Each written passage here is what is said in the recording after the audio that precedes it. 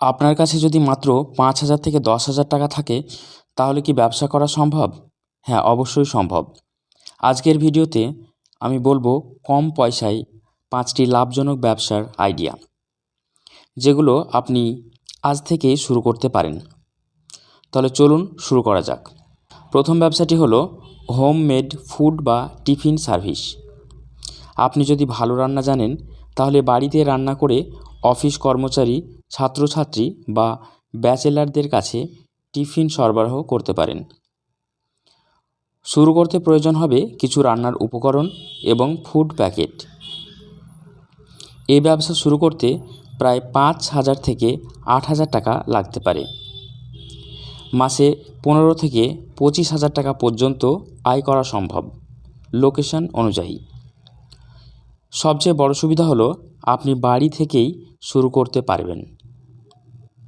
দ্বিতীয় ব্যবসাটি হলো ছোট প্রিন্টিং ও ফটোকপি দোকান। স্কুল, কলেজ বা সরকারি অফিসের কাছে এই ব্যবসা খুবই লাভজনক। একটি ভালো প্রিন্টার এবং কিছু কাগজ দিয়ে শুরু করা যায়। শুরুতে ৮ থেকে ১০,০০০ টাকার মতো লাগতে পারে। এটি একটি ডেইলি ইনকামের ব্যবসা, প্রতিদিন টাকা আসবে। তৃতীয় ব্যবসাটি হলো মোবাইল রিচার্জ ও মোবাইল অ্যাক্সেসরিজ বিক্রি। মোবাইল কভার, ইয়ারফোন, চার্জার এই জিনিসগুলোর চাহিদা সবসময় থাকে।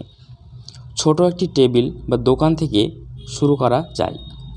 প্রায় ৭ থেকে ১০,০০০ টাকা লাগতে পারে। এই ব্যবসায় লাভের মার্জিনও অনেক বেশি। চতুর্থ ব্যবসাটি হলো অনলাইন রিসেলিং।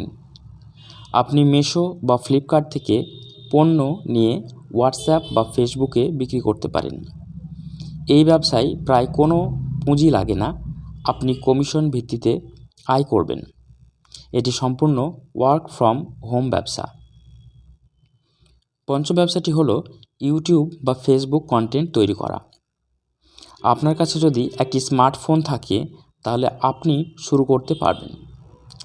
শিক্ষা, জিকে, খবর বা তথ্যভিত্তিক ভিডিও বানাতে পারেন। এখান থেকে অ্যাডসেন্স বা স্পন্সরশিপ এর মাধ্যমে আয় করা যায়।